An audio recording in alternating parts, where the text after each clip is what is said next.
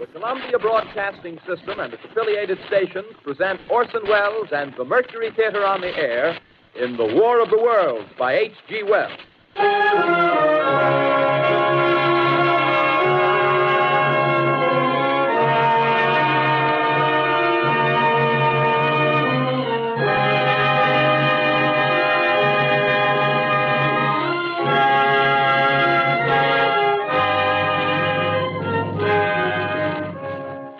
Ladies and gentlemen, the director of the Mercury Theatre and star of these broadcasts, Orson Welles.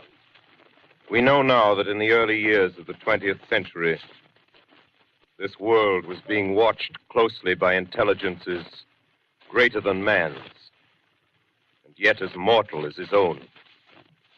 We know now that as human beings busied themselves about their various concerns, they were scrutinized and studied, perhaps almost as narrowly as a man with a microscope might scrutinize the transient creatures that swarm and multiply in a drop of water. With infinite complacence, people went to and fro over the earth about their little affairs, serene in the assurance of their dominion over this small, spinning fragment of solar driftwood, which by chance or design, man has inherited out of the dark mystery of time and space. Yet across an immense ethereal gulf, minds that are to our minds as ours are to the beasts in the jungle, intellects vast, cool, and unsympathetic, regarded this earth with envious eyes and slowly and surely drew their plans against us. In the 39th year of the 20th century came the Great Disillusionment. Near the end of October, business was better. The war scare was over. More men were back at work. Sales were picking up. On this particular evening, October 30th, the Crosley service estimated that 32 million people were listening in on radios. For the next 24 hours, not much change in temperature. A slight atmospheric disturbance of undetermined origin is reported over Nova Scotia, causing a low-pressure area to move down rather rapidly over the northeastern states, bringing a forecast of rain accompanied by winds of light gale force. Maximum temperature 66, minimum 48. This weather report comes to you from the Government Weather Bureau. We take you now to the Meridian Room in the Hotel Park Plaza in downtown New York, where you will be entertained by the music of Raymond Raquello and his orchestra.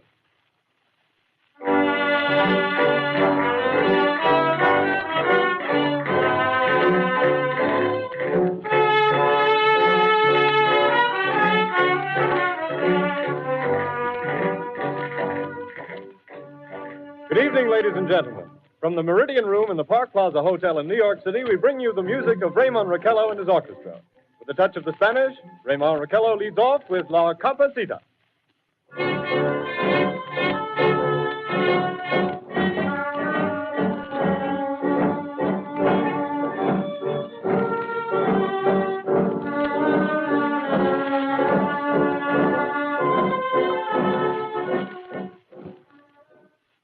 Ladies and gentlemen, we interrupt our program of dance music to bring you a special bulletin from the Intercontinental Radio News.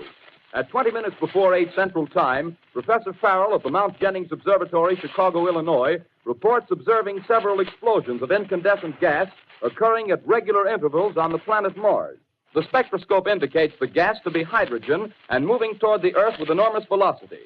Professor Pearson of the observatory at Princeton confirms Farrell's observation and describes the phenomenon as, quote, like a jet of blue flame shot from a gun, unquote. We now return you to the music of Raymond Raquello, playing for you in the Meridian Room of the Park Plaza Hotel, situated in downtown New York.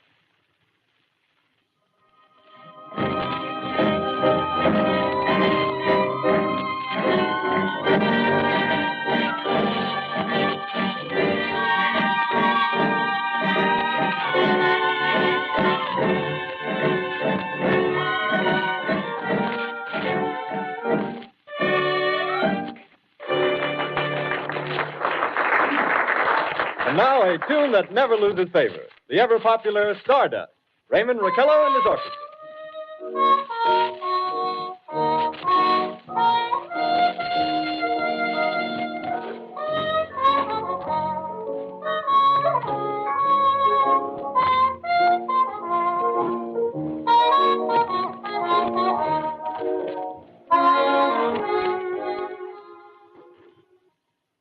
Ladies and gentlemen, following on the news given in our bulletin a moment ago, the Government Meteorological Bureau has requested the large observatories of the country to keep an astronomical watch on any further disturbances occurring on the planet Mars. Due to the unusual nature of this occurrence, we have arranged an interview with the noted astronomer, Professor Pearson, who will give us his views on this event. In a few moments, we will take you to the Princeton Observatory at Princeton, New Jersey. We return you until then to the music of Raymond Raquello and his orchestra.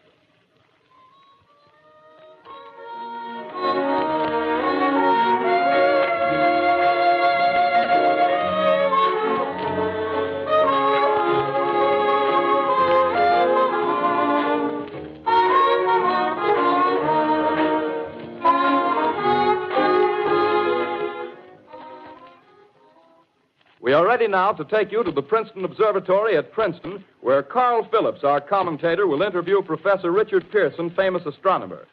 We take you now to Princeton, New Jersey. Good evening, ladies and gentlemen. This is Carl Phillips speaking to you from the observatory at Princeton.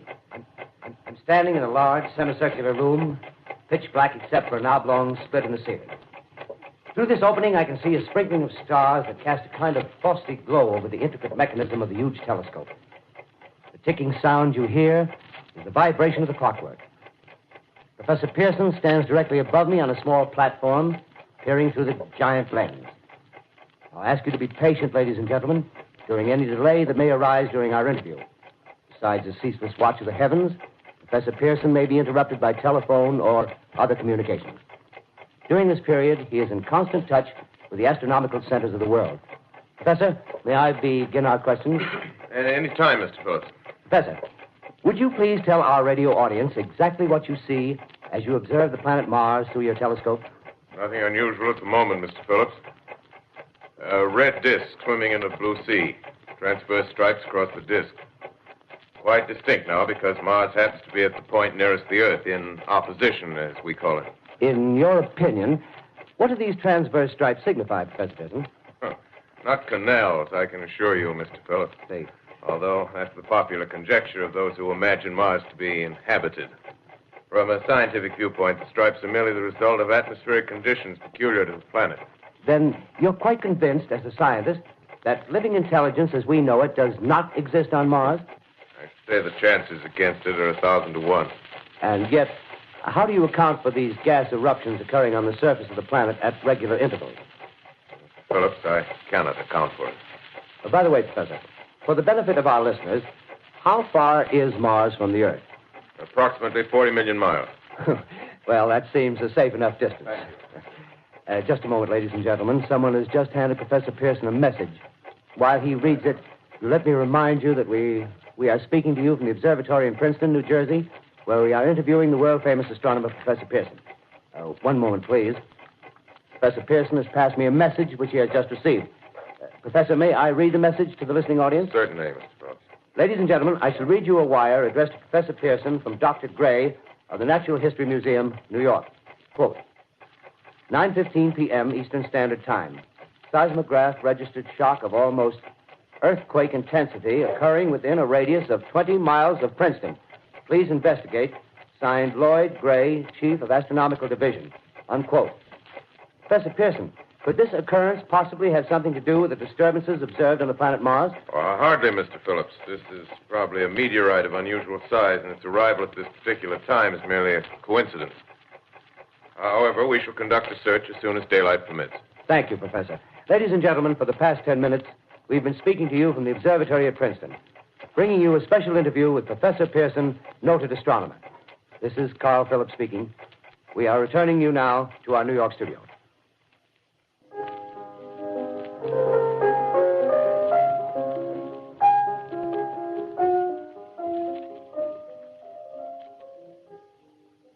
Ladies and gentlemen, here is the latest bulletin from the Intercontinental Radio News.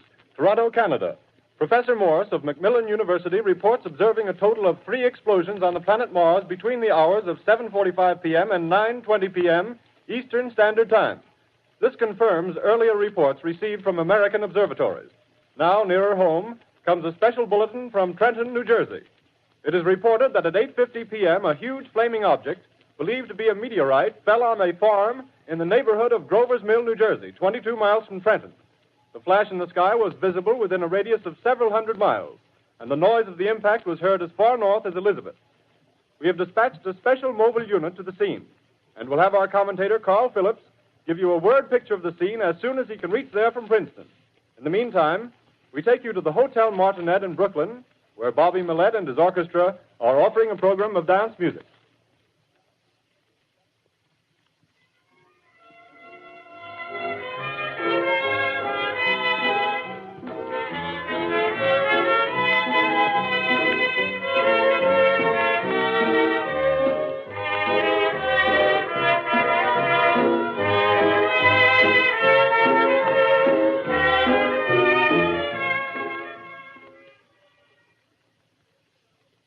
We take you now to Grover's Mill, New Jersey.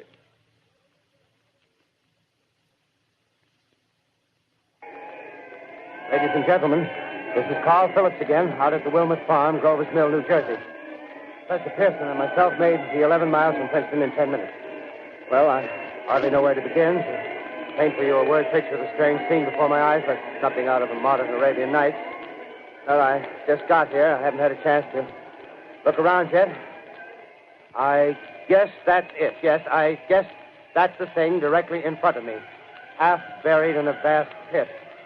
Must have struck with terrific force. The ground is covered with splinters of a tree. It must have struck on its way down. But I can see of the object itself doesn't look very much like a meteor, at least not the meteors I've seen. It looks more like a huge cylinder. Has a diameter of, what would you say, Professor Pearson? What's that? What would you say, what's the diameter of this? About 30 yards. About 30 yards. The metal on the sheath is, well, I've never seen anything like it. The color is sort of yellowish white. Its curious spectators now are pressing close to the object in spite of the efforts of the police to keep them back. Getting in front of my line of vision. Would you mind standing one side, please? While the police are pushing the crowd back. Here's Mr. Wilmot, owner of the farm here. He may have some interesting facts to add. Mr. Wilmot, would you please tell the radio audience as much as you remember of this rather unusual visitor that dropped in your backyard? A step closer, please. Ladies and gentlemen, this is Mr. Wilmot. Well, I was listening to the radio. Closer and louder, please. Pardon me? Louder, please, closer. Yes. I was listening to the radio and kind of drowsing. That professor fellow was talking about Mars, so I was half chosen and half... Yes, Mr. Wilmot, and then what happened? Well, as I was saying, I was listening to the radio... kind of halfway. Yes, Mr. Wilmot. And then you saw something. Well, not first off. I heard something. And what did you hear? A hissing sound like this. Kind of like a 4th of July rocket. Yes, then what? I turned my head out the window and would have sworn I was asleep and dreaming. Yes? I seen a kind of greenish streak and then zingo. Something smacked the ground. Knocked me clear out of my chair. Well, were you frightened, Mr. Wilmot? Well, I ain't quite sure. I reckon I was kind of riled. Well, thank you, Mr. Wilmot. Thank you very much. Yeah, you want me to tell No, that's quite all right. That's plenty. Ladies and gentlemen, you've just heard Mr. Wilmot, owner of the farm where this thing has fallen. I wish I could convey the atmosphere, the background of this fantastic scene. Hundreds of cars are parked in a field in back of us, and the police are trying to rope off the roadway leading into the farm, but it's no use. They're breaking right through. The car's headlights throw an enormous spotlight on the pit where the object's half buried. Now, some of the more daring souls now are venturing near the edge. Their silhouettes stand out against the metal sheen. One man wants to touch the thing. He's having an argument with the policeman. Now, the policeman wins. Now, ladies and gentlemen, there's something I haven't mentioned in all this excitement, but it's becoming more distinct. Perhaps you've caught it already on your radio. Listen, please. Do you hear it? It's a curious humming sound that seems to come from inside the object. I'll move the microphone nearer. Here. Now, we're not more than 25 feet away. Can you hear it now? Professor Pearson. Yes, Mr. Brooks. Can you tell us the meaning of that scraping noise inside the thing? Possibly the unequal cooling of its surface. I say, do you still think it's a meteor, Professor? I don't know what to think. The metal casing is definitely extraterrestrial. Not found on this Earth. Friction with the Earth's atmosphere usually tears holes in a meteorite. This thing is smooth, and you can see its cylindrical Just a minute. shape. Something's happening. Ladies and gentlemen, this is terrific. This end of the thing is beginning to flake off. The top is beginning to rotate like a screw, and the thing must be hollow. He's moving. Keep back there. Keep back there. Keep those men back. Keep back there. Keep those idiots back. Shoot off. The top's loose. Look out there. Stand back. Ladies and gentlemen, this is the most terrifying thing I've ever witnessed. Wait a minute. Someone calling someone or something. I can see turning out of that black hole two luminous discs. The eyes, it might be a face, might be almost Good heavens, something wriggling out of the shadow like a gray snake. Now it's another one, and another one, and another one. They look like tentacles to me. Oh, yeah, I can see the thing's body. Now it's large as a bear. It glistens like wet leather, but that face, ladies and gentlemen, it's indescribable. I can hardly force myself to keep looking at it. It's so awful. The eyes are black, and they gleam like a serpent. The mouth is kind of V-shaped with saliva dripping from its rimless lips that seem to quiver and pulsate. And the monster, or whatever it is, can hardly move. It seems weighed down by possibly gravity or something. The thing's rising up now, and the crowd falls back. They've seen plenty. The most extraordinary experience, ladies and gentlemen. I can't find words. Well, I'll pull this microphone with me as I talk. I'll have to stop the description until I can take a new position. Hold on, will you, please? I'll be right back in a minute.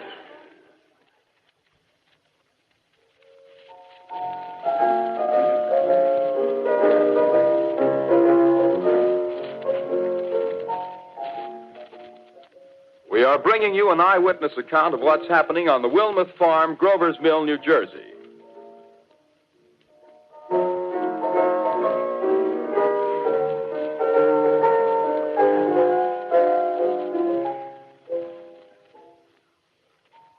We now return you to Carl Phillips at Grover's Mill.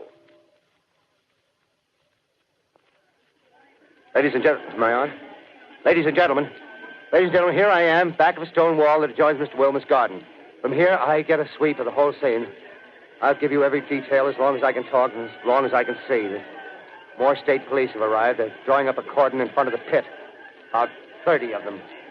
No need to push the crowd back now. They're willing to keep their distance. The captain's conferring with someone. Can't quite see who.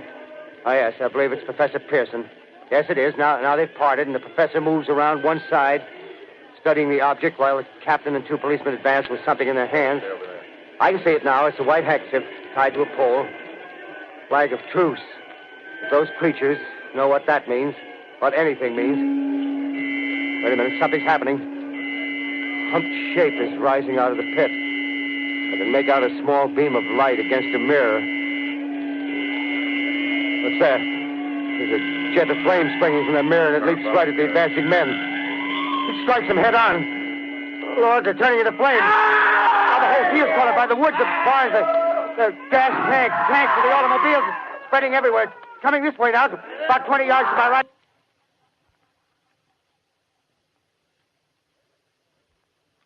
Ladies and gentlemen, due to circumstances beyond our control, we are unable to continue the broadcast from Grover's Mill. Evidently, there's some difficulty with our field transmission. However, we will return to that point at the earliest opportunity. In the meantime, we have a late bulletin from San Diego, California. Professor Indelkoffer, speaking at a dinner of the California Astronomical Society, expressed the opinion that the explosions on Mars are undoubtedly nothing more than severe volcanic disturbances on the surface of the planet. We continue now with our piano interlude.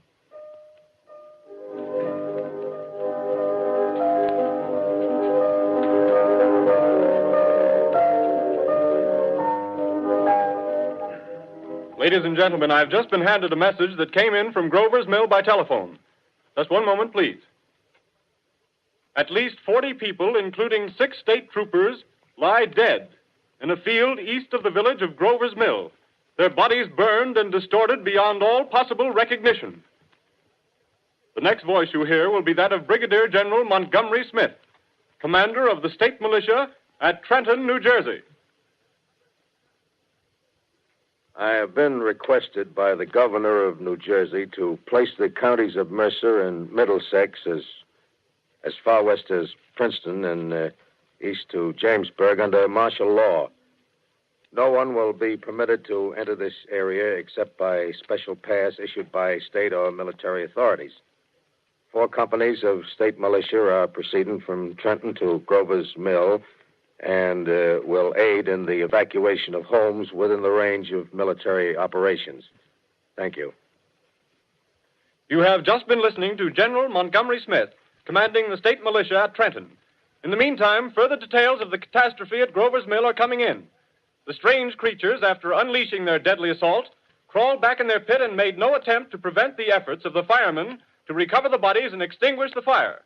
The combined fire departments of Mercer County are fighting the flames which menace the entire countryside.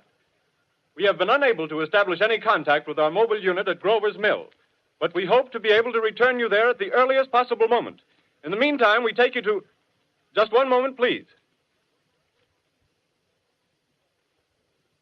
Ladies and gentlemen, I have just been informed that we have finally established communication with an eyewitness of the tragedy. Professor Pearson has been located at a farmhouse near Grover's Mill, where he has established an emergency observation post. As a scientist, he will give you his explanation of the calamity. The next voice you hear will be that of Professor Pearson, brought to you by direct wire. Professor Pearson. Of the creatures in the rocket cylinder at Grover's Mill, I can give you no authoritative information, either as to their nature, their origin, or their purposes here on Earth. Of their destructive instrument, I might venture some conjectural explanation. For want of a better term, I shall refer to the mysterious weapon as a heat ray. It's all too evident that these creatures have scientific knowledge far in advance of our own. It's my guess that in some way they are able to generate an intense heat in a chamber of practically absolute non-conductivity. This intense heat they project in a parallel beam against any object they choose by means of a polished parabolic mirror of unknown composition, much as the mirror of a lighthouse projects a beam of light. That is my conjecture of the origin of the heat ray. Thank you, Professor Pearson. Ladies and gentlemen, here is a bulletin from Trenton. It is a brief statement informing us that the charred body of Carl Phillips has been identified in a Trenton hospital. Now, here's another bulletin from Washington, D.C. The Office of the Director of the National Red Cross reports 10 units of Red Cross emergency workers have been assigned to the headquarters of the state militia, stationed outside of Grover's Mill, New Jersey. Here's a bulletin from State Police, Princeton Junction. The fires at Grover's Mill and vicinity are now under control. Scouts report all quiet in the pit, and there is no sign of life appearing from the mouth of the cylinder. Now, ladies and gentlemen, we have a special statement from Mr. Harry McDonald, Vice President in charge of operations. We have received a request from the state militia of Trenton to place at their disposal our entire broadcasting facilities. In view of the gravity of the situation, and believing that radio has a responsibility to serve in the public interest at all times, we are turning over our facilities to the state militia at Trenton.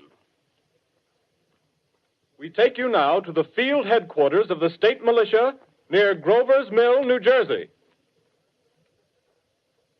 This is Captain Lansing of the Signal Corps, attached to the state militia, now engaged in military operations in the vicinity of Grover's Mill. Situation arising from the reported presence of certain individuals of unidentified nature is now under complete control. The cylindrical object, which lies in a pit directly below our position, surrounded on all sides by 8 battalions of infantry, without heavy field pieces, but adequately armed with rifles and machine guns. All cause for alarm, if such cause ever existed, is now entirely unjustified. Things, whatever they are, do not even venture to poke their heads above the pit. I can see their hiding place plainly in the glare of the searchlights here. With all their reported resources, these creatures can scarcely stand up against heavy machine gun fire. Anyway, it's an interesting outing for the troops. I can make out their khaki uniforms crossing back and forth in front of the lights. Looks almost like a real war. There appears to be some slight smoke in the woods bordering the Millstone River. Probably fire started by campers. Well, we ought to see some action soon. One of the companies is deploying on the left flank. A quick thrust and it'll all be over. Oh, wait a minute. I see something on top of the cylinder. No, it's nothing but a shadow. Now the troops are on the edge of the Wilmot Farm. 7,000 armed men closing in on an old metal tube. A tub, rather. Well, wait, that wasn't a shadow. It's something moving. solid metal, kind of a shield-like affair rising up out of the cylinder. It's going higher and higher. What? It's standing on legs, actually rearing up on a sort of metal framework. Now it's reaching above the trees, and the searchlights are on it. Hold on.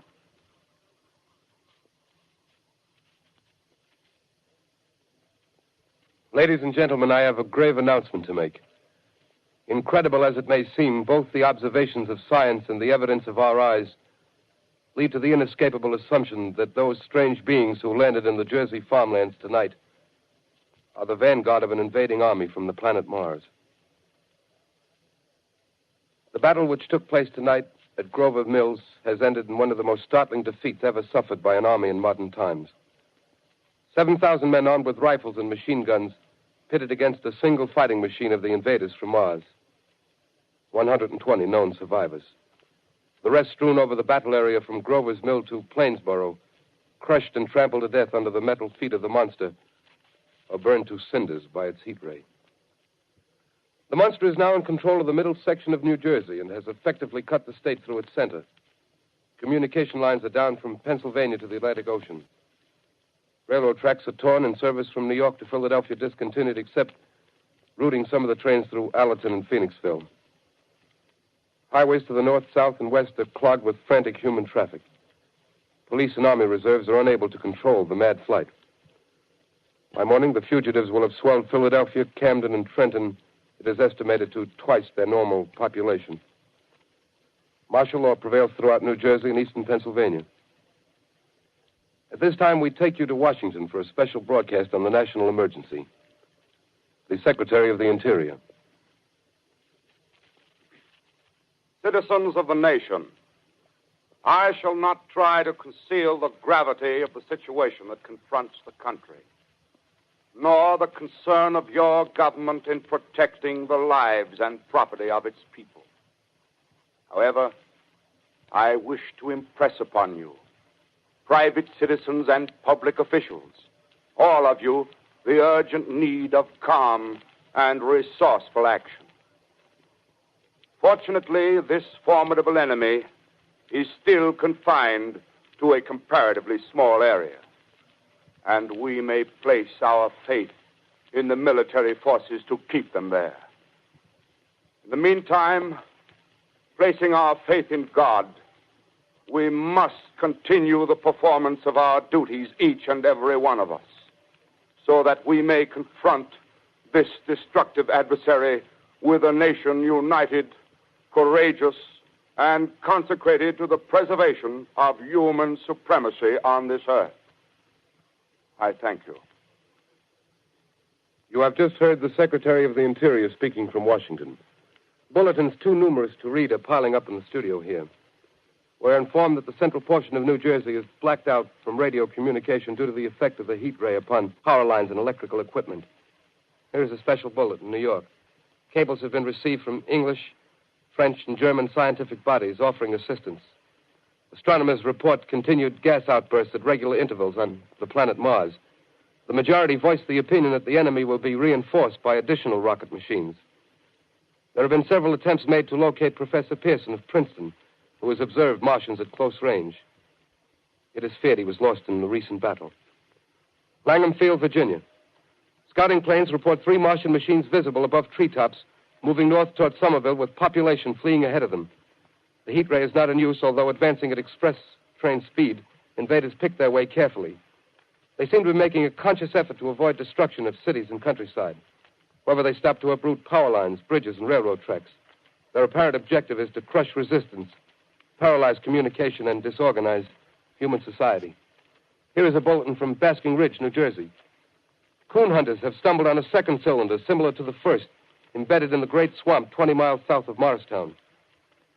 Army field pieces are proceeding from Newark to blow up the second invading unit before the cylinder can be opened and the fighting machine rigged. They are taking up a position in the foothills of Watchung Mountains. Another bulletin from Langham Field, Virginia. Scouting planes report enemy machines, now 3 in number, increasing speed northward, kicking over houses and trees in their evident haste to form a conjunction with their allies south of Morristown. Machines also sighted by telephone operator east of Middlesex, within 10 miles of Plainfield. Here's a bulletin from Winston Field, Long Island. A fleet of Army bombers carrying heavy explosive flying north in pursuit of enemy. Scouting planes act as guides. They keep the speeding enemy in sight. Just a moment, please, ladies and gentlemen. We've run special wires to the artillery line in adjacent villages to give you direct reports in the zone of the advancing enemy. First, we take you to the battery of the 22nd Field Artillery, located in the Watchung Mountains. Range 32 meters. 32 meters. Projection 39 degrees. 39 degrees. Fire. 140 yards to the right, sir. Shift range 31 meters. 31 meters. Projection 37 degrees. 37 degrees. Fire.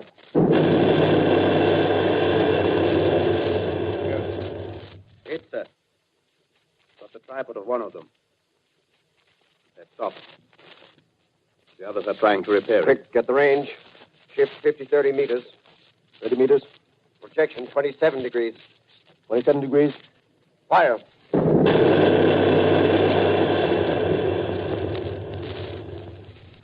Can't see the shell land, sir. Letting off a smoke. What is it?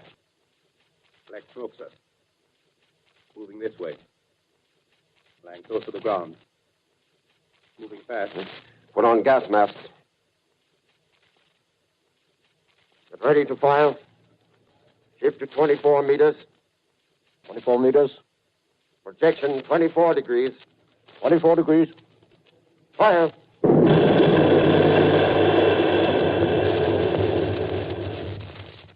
They can't see, sir.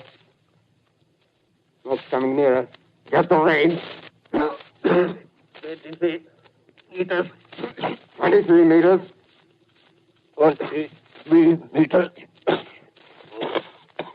Protection 22 degrees. 22 degrees.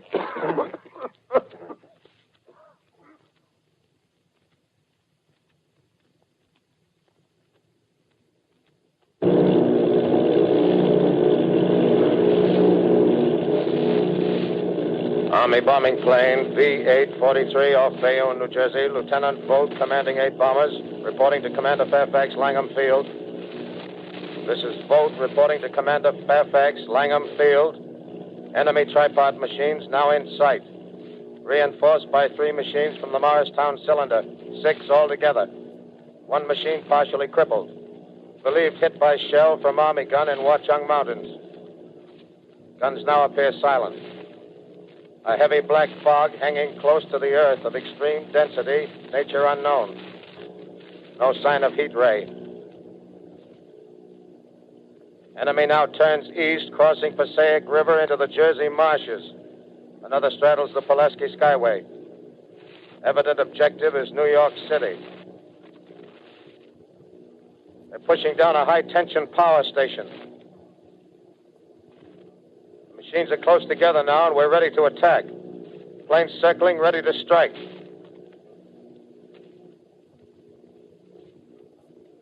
A 1,000 yards, and we'll be over the first.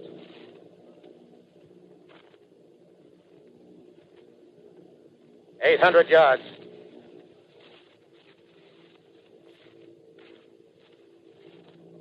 $600.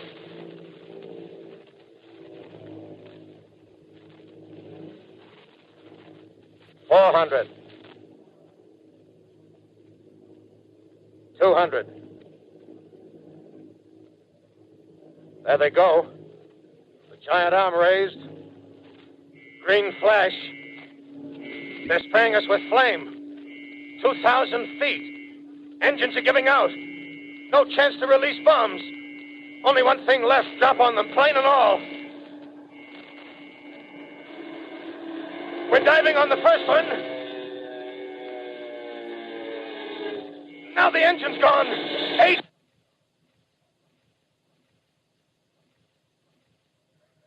This is Bayonne, New Jersey, calling Langham Field. This is Bayonne, New Jersey, calling Langham Field. Come in, please. This is Langham Field. Go ahead. 8 Army bombers in engagement with enemy tripod machines over Jersey Flats. Engines incapacitated by heat ray. All crashed. 1 enemy machine destroyed.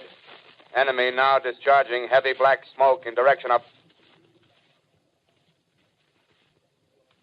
This is Newark, New Jersey. This is Newark, New Jersey. Warning.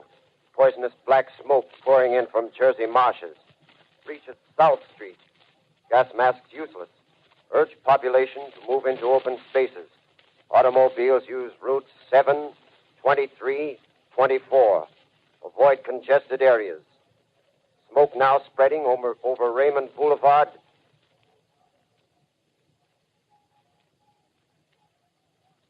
X2L calling CQ, 2X2L calling CQ, 2X2L calling 8X3R. Come in, please.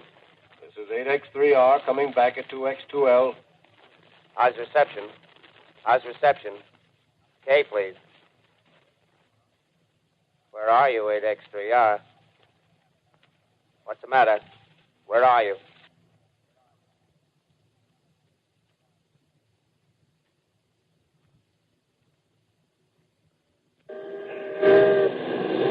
I'm speaking from the roof of Broadcasting Building. I'm speaking from the roof of Broadcasting Building, New York City. The bells you hear are ringing to warn the people to evacuate the city as the Martians approach.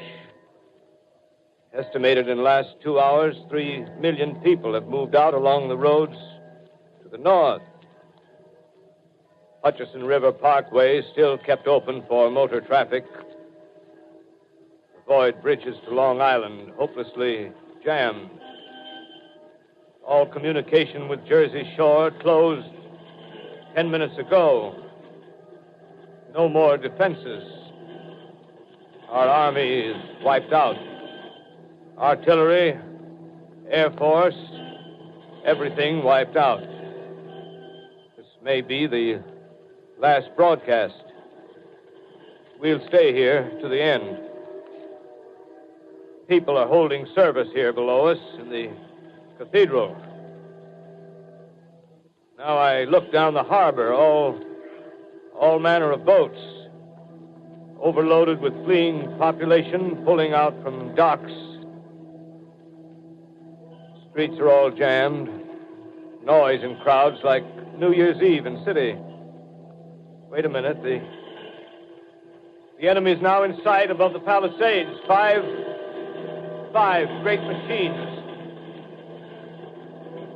First one is crossing the river. I can see it from here, wading the Hudson like a man wading through a brook. A bulletin is handed me. Martian cylinders are falling all over the country. One outside of Buffalo, one in Chicago, St. Louis. Seem to be timed and spaced. Now the first machine reaches the shore. He stands watching, looking over the city. The steel cowlish head is even with the skyscrapers. He waits for the others. They rise like a line of new towers on the city's west side.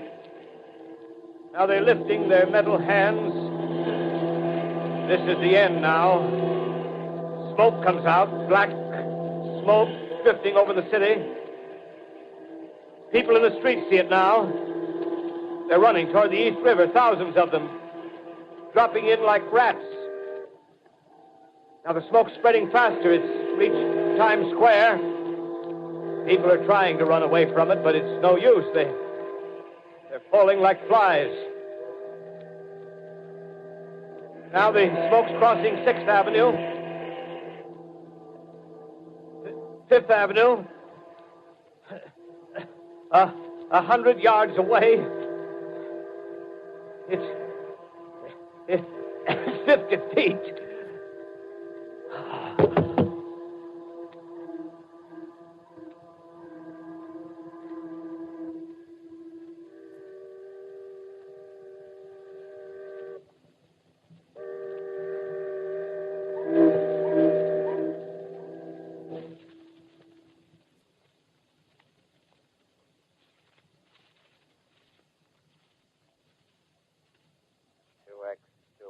Calling CQ.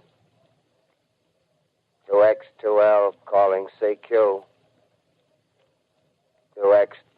calling CQ, New York. Isn't there anyone on the air? Isn't there anyone on the air? Isn't there anyone? 2X2L.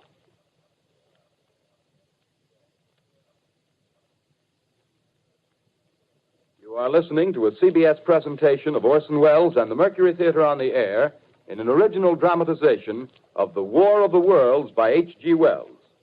The performance will continue after a brief intermission. This is the Columbia Broadcasting System. The War of the Worlds by H.G. Wells, starring Orson Welles and the Mercury Theatre on the Air.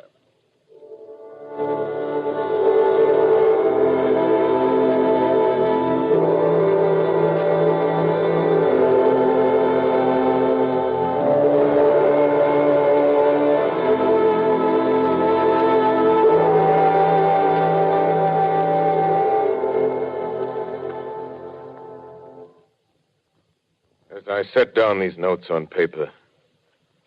I'm obsessed by the thought that I may be the last living man on Earth. I've been hiding in this empty house near Grover's Mill, a small island of daylight cut off by the black smoke from the rest of the world. All that happened before the arrival of these monstrous creatures in the world now seems part of another life. A life that has no continuity with the present. Furtive existence of the lonely derelict who pencils these words on the back of some astronomical notes bearing the signature of Richard Pearson.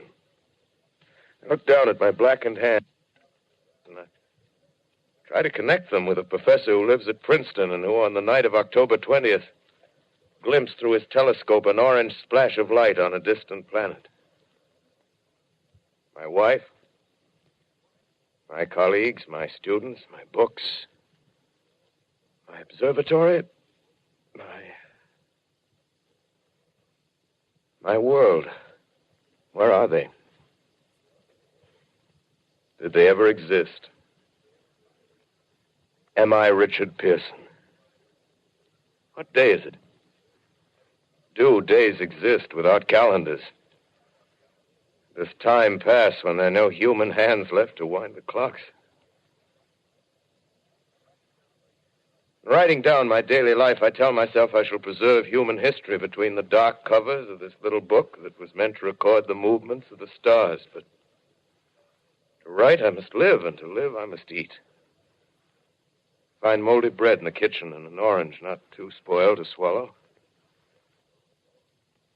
Keep watch at the window.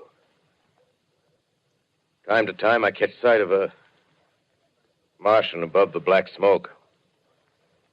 The smoke still holds the house in its black coil, but at length there's a hissing sound, and suddenly I see a Martian mounted on his machine, spraying the air with a jet of steam as if to dissipate the smoke. I watch in a corner as his huge metal legs nearly brush against the house. Exhausted by terror, I fall asleep. Morning. Sun streams in the window. The black cloud of gas is lifted, and the scorched meadows to the north look as though a black snowstorm had passed over them. I venture from the house. I make my way to a road, no traffic. Here and there, a wrecked car, baggage overturned, a blackened skeleton. Push on north. For some reason, I feel safer trailing these monsters than running away from them. And I keep a careful watch. I've seen the Martians feed. Should one of their machines appear over the top of trees, I'm ready to fling myself flat on the earth. Come to a chestnut tree. October. Chestnuts are ripe. Fill my pockets. I must keep alive. 2 days I wander in a vague northerly direction through a desolate world. Finally, I notice a living creature. A small red squirrel in a beech tree. I stare at him and wonder. He stares back at me. I believe at that moment the animal and I shared the same emotion. The joy of finding another living being. Push on north. I Find dead cows in a brackish field and beyond the charred ruins of a dairy and a silo. Remain standing guard over the wasteland like a lighthouse. Deserted by the sea. Astride the silo perches a weathercock. The arrow points north. North. Next day, I come to a city. City vaguely familiar in its contours, yet its buildings strangely dwarfed and leveled off as if a giant had sliced off its highest towers with a capricious sweep of his hand. Reached the outskirts, I found Newark. Newark, undemolished but humbled by some whim of the advancing Martians. Presently, with an odd feeling of being watched, I caught sight of something crouching in a doorway. I made a step towards it, and it rose up and became a man. A man armed with a large knife. Stop! Where do you come from? I come from many places. A long time ago, from Princeton. Princeton, huh? That's near Grover's Mill. Yes. Grover's Mill. There's no food here. This is my country. All this end of town down the river. There's only food for one. Which way are you going? I don't know. I guess I'm looking for people. Hey, what was that? Did you hear something just then? No. Only a bird. A live bird. Yeah. You get to know that birds have shadows these days. Say, we're in the open here. Let's crawl in this doorway here and talk. Have you seen any Martians? No. They're going over to New York. Night, the sky's alive with their lights, just as if people were still living in it. By daylight, you can't see them. 5 days ago, a couple of them carried something big across the flats from the airport. I think they're learning how to fly. Fly? Yeah, fly. Then it's all over with humanity. Stranger, there's still you and I. 2 of us left. Yeah. They got themselves in solid. They wrecked the greatest country in the world. Those green stars, they're probably falling somewhere every night. They've only lost one machine. There isn't anything to do. We're done. We're licked. Where were you? You're in a uniform. Yeah, what's left of it. I was in the militia. National Guard. That's good. There wasn't any war. Any more than there's war between men and ants. Yes, but we're eatable ants. I found that out. What'll they do to us? I thought it all out. Right now, we're caught as we're wanted. A Martian only has to go a few miles to get a crowd on the run. But they won't keep on doing that. They'll begin catching us systematic, like keeping the best and storing us in cages and things. They haven't begun on us yet. Not begun? Not begun. All that's happened so far is because we don't have sense enough to keep quiet. Bothering them with guns and such stuff and losing our heads and rushing off in crowds.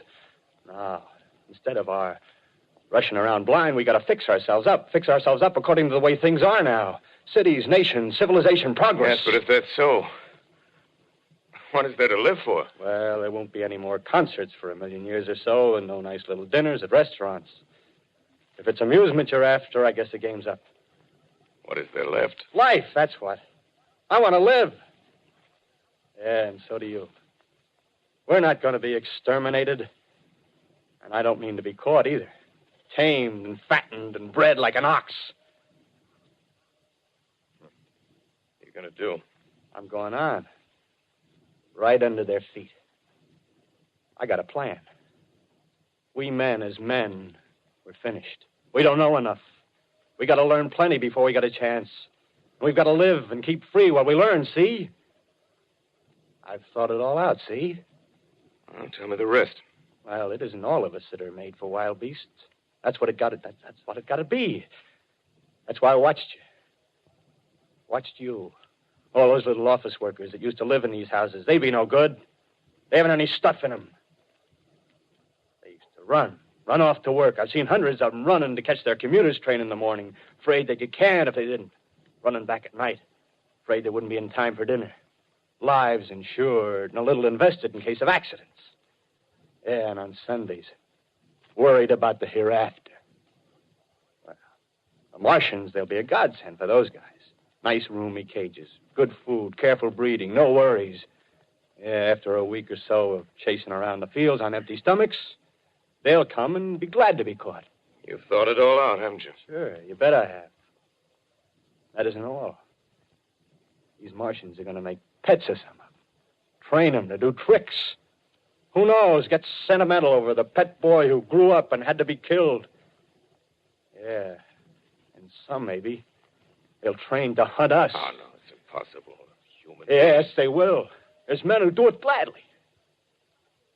If one of them ever comes after me, by... In the meantime, you and I and others like us, where are we to live when the Martians own the Earth? I got it all figured out. We'll live underground. I've been thinking about the sewers. Under New York, there are miles and miles of them. The main ones, they're big enough for anybody. Then there's cellars, vaults, underground storerooms, railway tunnels, subways. You begin to see, huh? We'll get a bunch of strong men together. No weaklings. That rubbish, out. As you meant me to go. All right. Give you a chance, didn't I? Won't quarrel about that. Go on. Well, we got to make safe places for us to stay in, see? Get all the books we can. Science books. That's where men like you come in, see? We raid the museums. We'll even spy on the Martians. May not be so much we have to learn before... Listen. Just imagine this. 4 or 5 of their own fighting machines suddenly start off. Heat rays right and left. Not a Martian in them. Not a Martian in them, see? But men. Men who've learned the way how. May even be in our time. Gee. Imagine having one of them lovely things with a heat ray wide and free. We'd turn it on Martians. We'd turn it on men. We'd bring everybody down on their knees. That's your plan. You, me, a few more of us. We'd own the world. I see. Hey. Hey, what's the matter? Where are you going? Not to your world. Bye, stranger. Well, after parting with the artilleryman, I came at last to the Holland Tunnel, entered that silent tube, anxious to know the fate of the great city on the other side of the Hudson. Cautiously, I came out of the tunnel and made my way up Canal Street. Reached 14th Street, and there again were black powder and several bodies and an evil, ominous smell from the gratings of the cellars of some of the houses. I wandered up through the 30s and 40s, stood alone on Times Square, caught sight of a lean dog running down 7th Avenue with a piece of dark brown meat in his jaws and a pack of starving mongrels at his heels. Made a wide circle around me as though he feared I might prove a fresh competitor. Walked up Broadway in the direction of that strange powder, past silent shop windows, displaying their mute wares to empty sidewalks. Past the Capitol Theater, silent, dark. Past a shooting gallery where a row of empty guns faced an arrested line of wooden ducks. Near Columbus Circle, I noticed models of 1939 motor cars in the showrooms facing empty streets. Over the top of the General Motors building, I watched a flock of black birds circling in the sky. Hurried on. Suddenly, I caught sight of the hood of a Martian machine, standing somewhere in Central Park, gleaming in the late afternoon sun. An insane idea. I rushed recklessly across Columbus Circle and into the park. I climbed a small hill above the pond at 60th Street, and from there I could see, standing in a silent row along the mall, 19 of those great metal titans, their cowls empty, their steel arms hanging listlessly by their sides. I looked in vain for the monsters that inhabit those machines. Suddenly, my eyes were attracted to the immense flock of black birds that hovered directly below me. They circled to the ground. And there before my eyes, stark and silent, lay the Martians with the hungry birds pecking and tearing brown shreds of flesh from their dead bodies. Later, when their bodies were examined in laboratories, it was found that they were killed by the putrefactive and disease bacteria against which their systems were unprepared. Slain, after all, man's defenses had failed by the humblest thing that God, his wisdom, has put upon this earth. Before the cylinder fell, there was a general persuasion that through all the deep of space, no life existed beyond the petty surface of our minute sphere. Now we see further. Dim and wonderful is the vision I've conjured up in my mind of life spreading slowly from this little seedbed of the solar system throughout the inanimate vastnesses of sidereal space. But it's a remote dream. Maybe that the destruction of the Martians is only a reprieve to them and not to us. Is the future ordained, perhaps?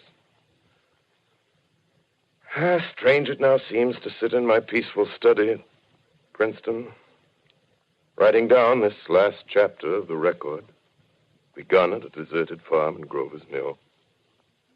Strange to watch children playing in the streets. Strange to see young people strolling on the green where the new spring grass heals the last black scars of a bruised earth.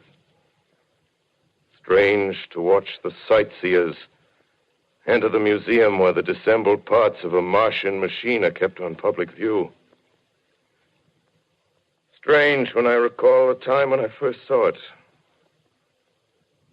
Bright and clean-cut, hard and silent under the dawn of that last great day.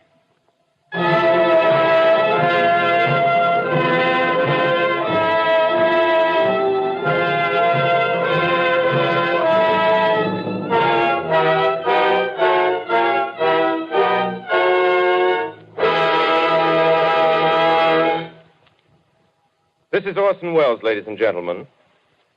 Out of character, to assure you that the War of the Worlds has no further significance than as the holiday offering it was intended to be. The Mercury Theatre's own radio version of dressing up in a sheet and jumping out of a bush and saying boo. Starting now, we couldn't soap all your windows and steal all your garden gates by tomorrow night, so we did the best next thing. We annihilated the world before your very ears and utterly destroyed the CBS. You will be relieved, I hope, to learn that we didn't mean it and that both institutions are still open for business. So goodbye, everybody, and remember, please, for the next day or so, the terrible lesson you learned tonight. That grinning, glowing, globular invader of your living room is an inhabitant of the pumpkin patch, and if your doorbell rings and nobody's there, that was no Martian. It's Halloween.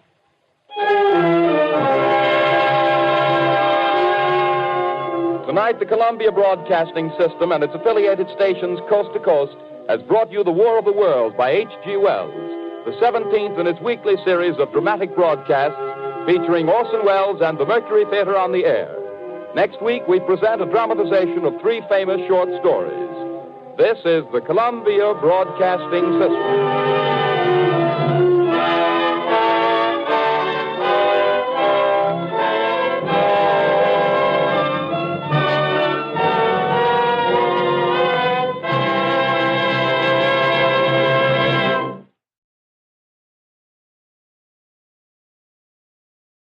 The Columbia Broadcasting System and its affiliated stations present Orson Welles and the Mercury Theatre on the air.